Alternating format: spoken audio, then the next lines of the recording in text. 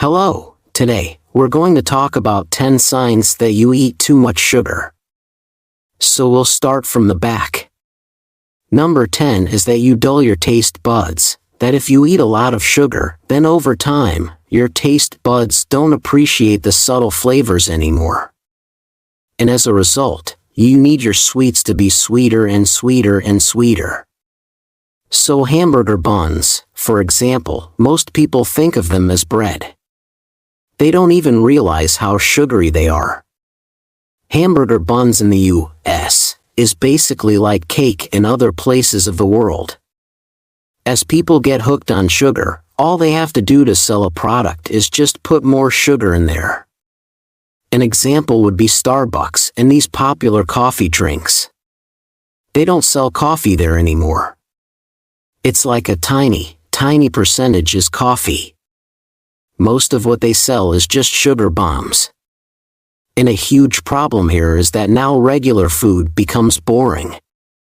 The taste buds don't appreciate the wonderful natural aromas and flavors of food like steak and fish and vegetables and natural things. And then you tend to drift toward fast food, where of course they add in all the sugar and these chemicals. Number 9 is sweet cravings. But the problem is that we're seeking it, but we never get satisfied. And if you have that sugar, you satiate your sugar cravings. Then 5 minutes later, they're back. So it's a vicious cycle where you just want more and more and more. And the problem is that this becomes part of the culture. Sweets as rewards, as bribes, basically. That if you eat your vegetables, you can have dessert. If you do your homework, you can have a soda and so forth. And I have to also touch on some pretty significant mainstream ignorance about these issues. So there was this video where they told you that you shouldn't eat so much sugar. We're very, very different. Some people have a much greater tendency to get addicted. So you can't just because you know how to control yourself, you can't be judgmental and just assume that because someone else can't, that they just don't know their limits and they don't know how to control themselves. For some people, this may be true, but for some people, sugar truly becomes your worst enemy. And then if you realize that, and you know that for a fact, then just like alcohol, you need to cut it out completely. No added sugar at all. Number 8 is skin breakouts. It's pretty well known that sugar leads to acne and sugar feeds bacteria along with everything else. But there's one more thing that I want to be concerned with, and that's ages, advanced glycation and products. So sugar is kind of sticky. And when it sticks to proteins, then it forms these ages, which lead to premature aging. So premature wrinkles, premature aging of the skin, but not just the skin, every organ, every cell in the body is subject to premature aging. Sign number 7 is muscle and joint pain.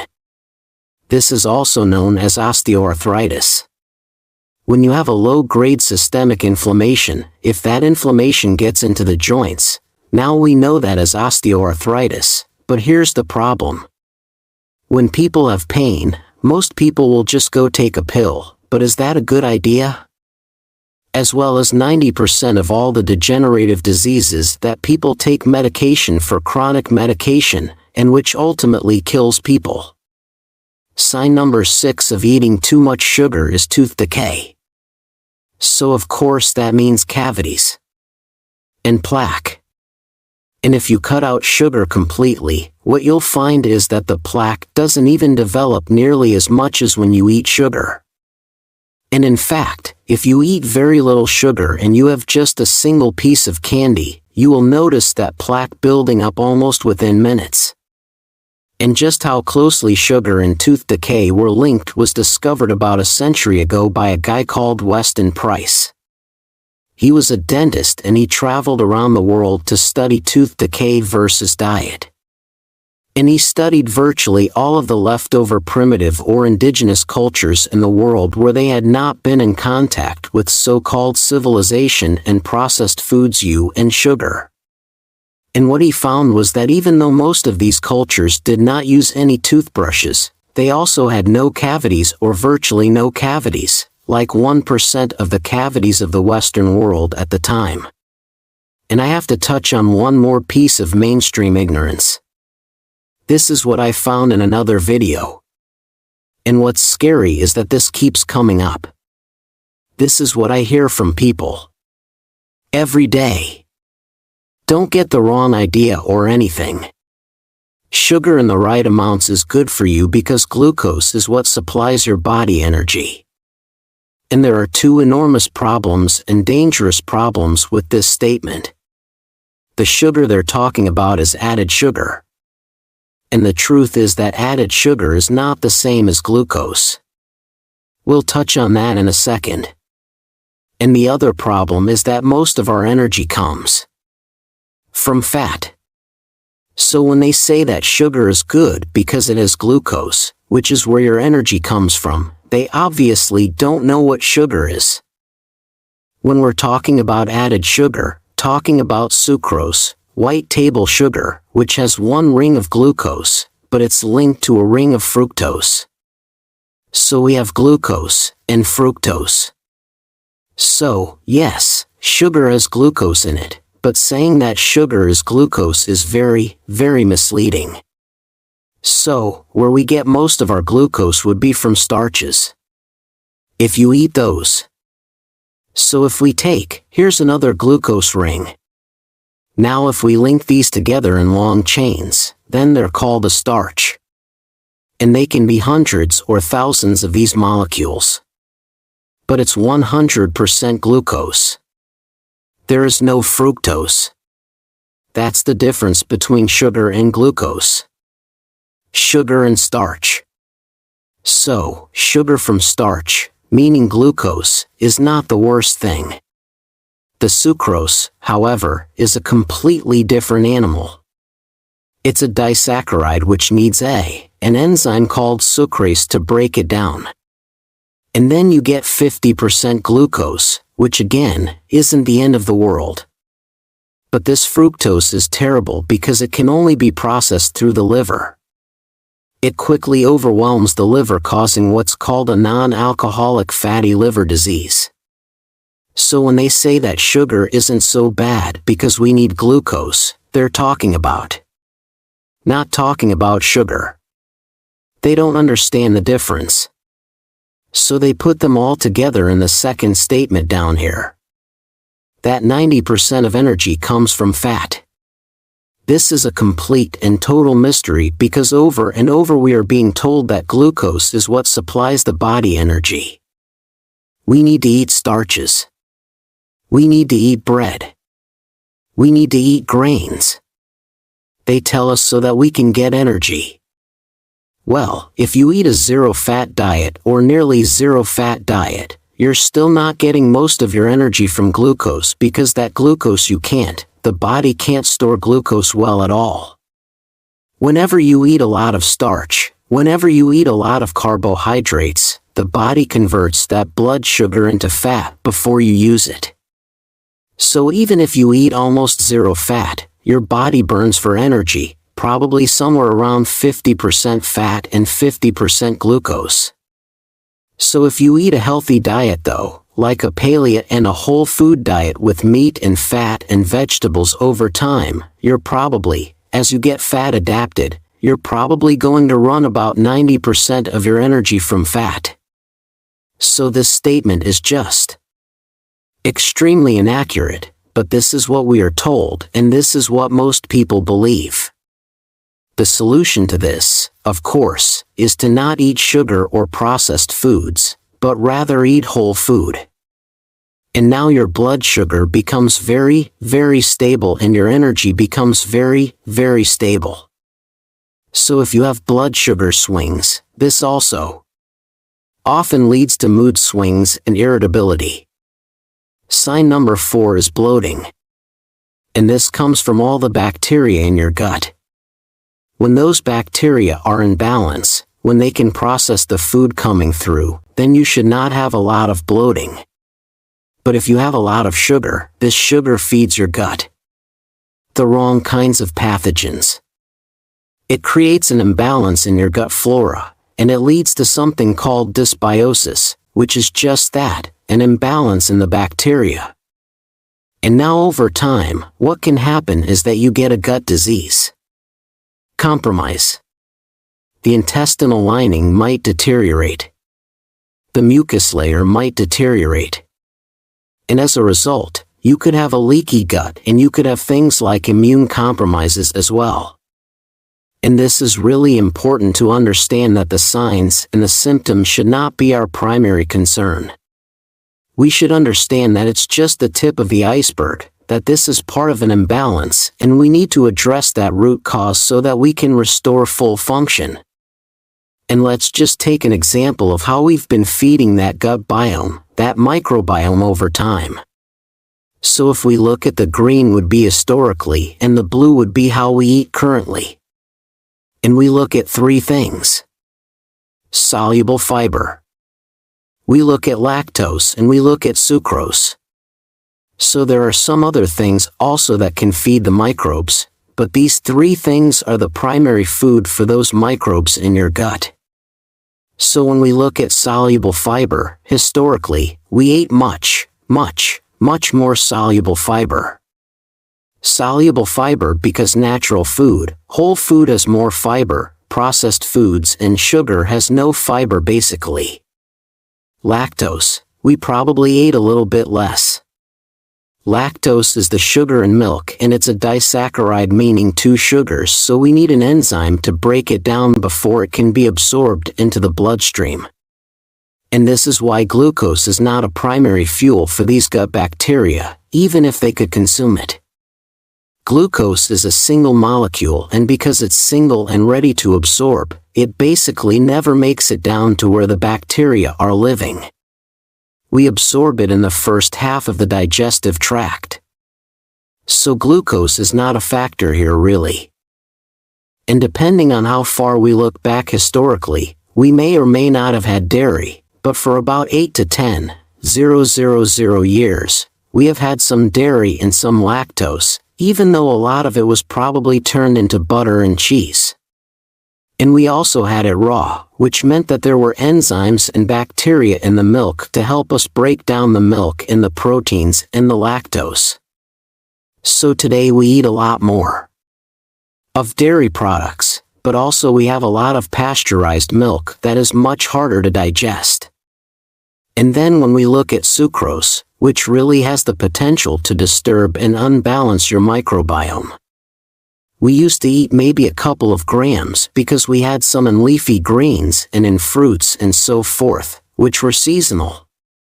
We might get a couple of grams a day, as opposed to over 100 grams of sucrose and high fructose corn syrup and honey and agave and all that stuff that we're consuming today.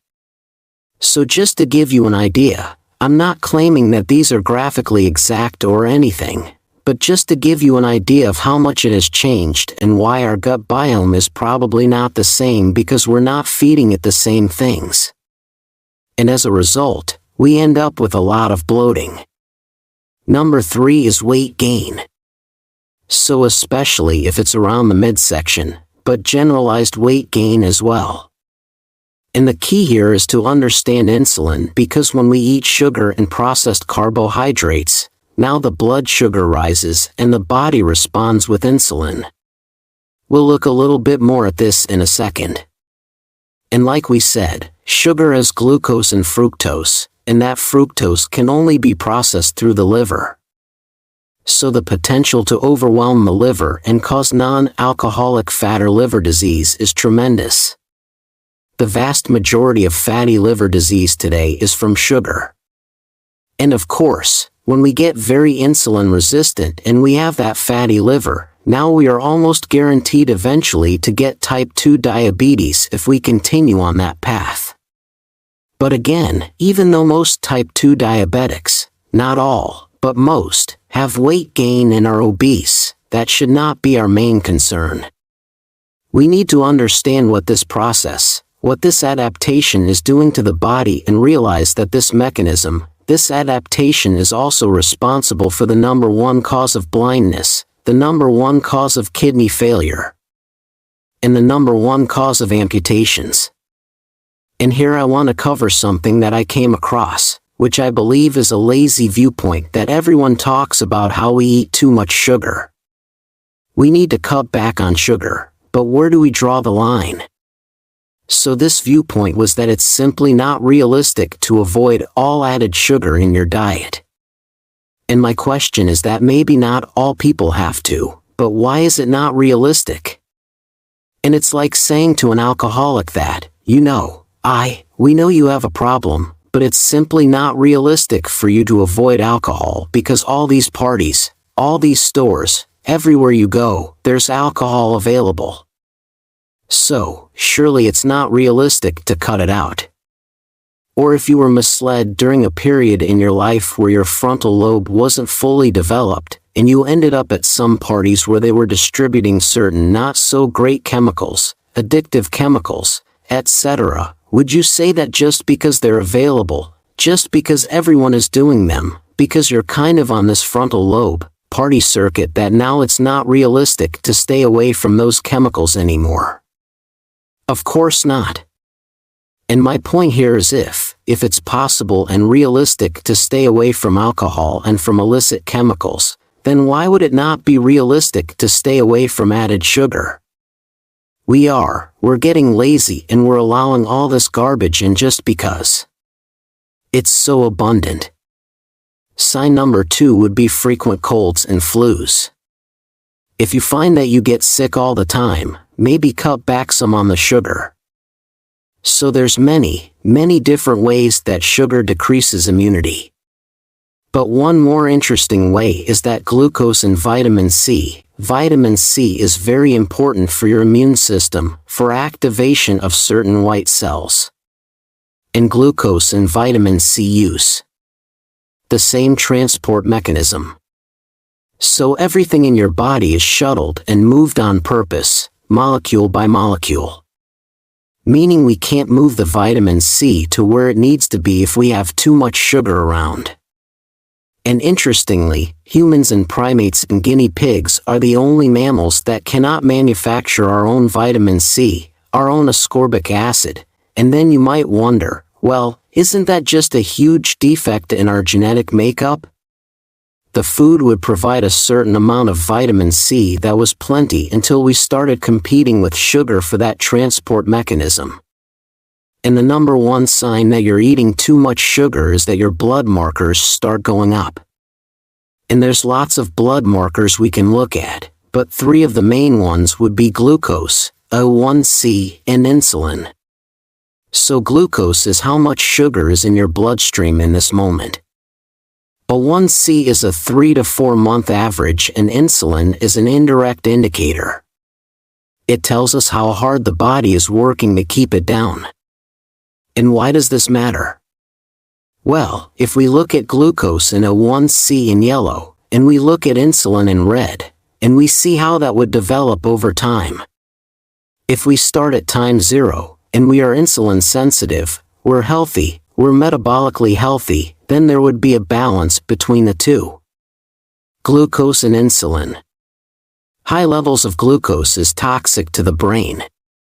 So, in order to keep the glucose down, the body is going to increase the insulin levels.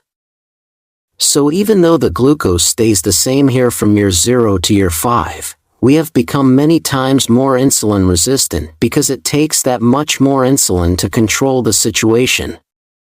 If we go 10 years into the future, we see that there's still not really a change in the glucose levels, maybe a couple of points, but that insulin just keeps going up 15 years.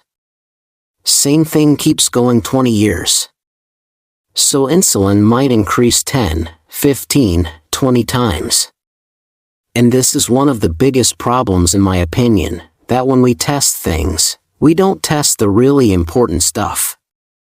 And if you truly want to master health by understanding how the body really works, Make sure you subscribe, hit that bell and turn on all the notifications so you never miss a life-saving video.